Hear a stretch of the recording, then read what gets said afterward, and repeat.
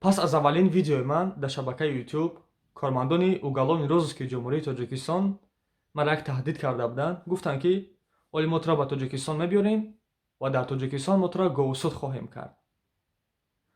То имрӯз ҳамон записҳошон ҳастанд. Шахсиятҳошонро аниқ кардагием, дар кейси худам истодагиам.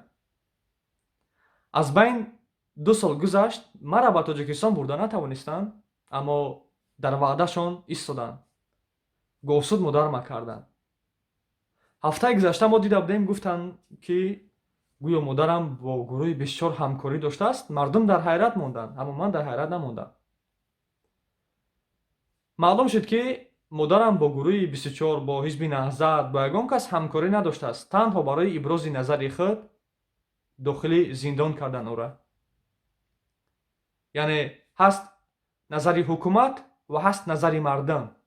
Агар ки назари мардум аз ҳукумат фарқ бикунад, пас ин нишондиҳандаи он мебошад, ки шумо гӯё ақидаҳои ифротии гурӯҳи 24 наҳзатиро доштаед ва шуморо бояд баранд то 7 сол зиндонӣ бикунанд.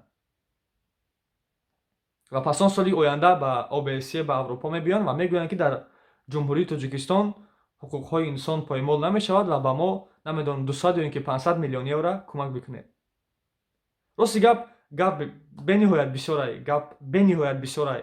Аз тамоми ҷо метавонам ки гап биёрам ва тамоми гапа гап занам, рости гап. Аммо ба ҳар ҳол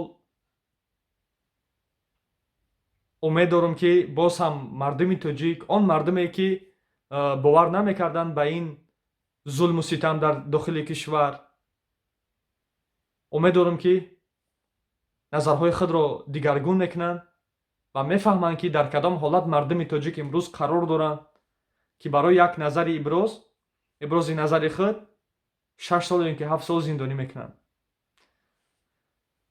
Инро мегӯянд, ки бо забони тоҷикӣ ва дар Тоҷикистон говусуд. Намедонам, ки бо забони русӣ чӣ гуна тарҷума мешавад.